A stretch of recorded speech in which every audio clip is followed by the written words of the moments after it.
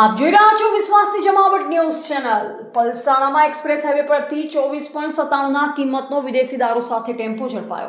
સુરત ગ્રામ્ય જિલ્લા એલસીબી પોલીસે દારૂની હેરાફેરી સામે મોટી કાર્યવાહી કરતા પલસાણા તાલુકાના અમલસાડી ગામની સીમમાં નેશનલ હાઈવે 4 એક્સપ્રેસ હાઈવે પરથી વિદેશી દારૂનો જથ્થો ભરેલો ટેમ્પો ઝડપી પાડ્યો છે। પોલીસે કુલ રૂપિયા 24.97 થી વધુના મુદ્દામાલ સાથે 2 આરોપીઓની ધરપકડ કરી છે, જ્યારે દારૂના જથ્થાના સપ્લાયરોને વોન્ટેડ જાહેર કરવામાં આવ્યા છે।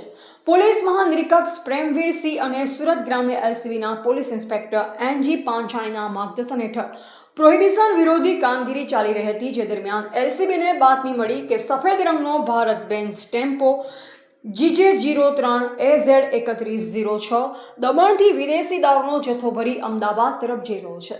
બાતમી આધારે એલસીબીની ટીમે અમલસાડી ગામ નજીક એક્સપ્રેસ હાઈવે પર વોચ ગોઠવી ટેમ્પોને રોકી તપાસ હાથ ધરી। તપાસ દરમિયાન ટેમ્પોમાં પીવીસી પાઇપોના જથ્થાની આડમાં છુપાવી વિદેશી દારૂની હેરાફેરી કરવામાં આવતી હોવાનું સામે આવ્યું।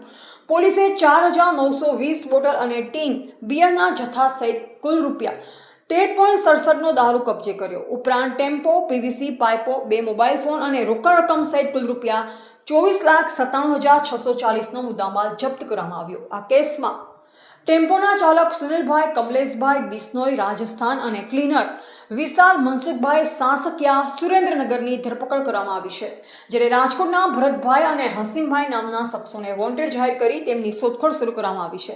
આ સમગ્ર કાર્યવાહી બાદ પલસાણા પોલીસ સ્ટેશનમાં ગુનો નોંધાવી વધુ તપાસ હાથ ધરવામાં આવી છે। સુરત ગ્રામ્ય એલસીબીની આ કામગીરીને દારૂની હેરાફેરી સામેની મહત્વપૂર્ણ સફળતા તરીકે જોવામાં આવી રહી છે।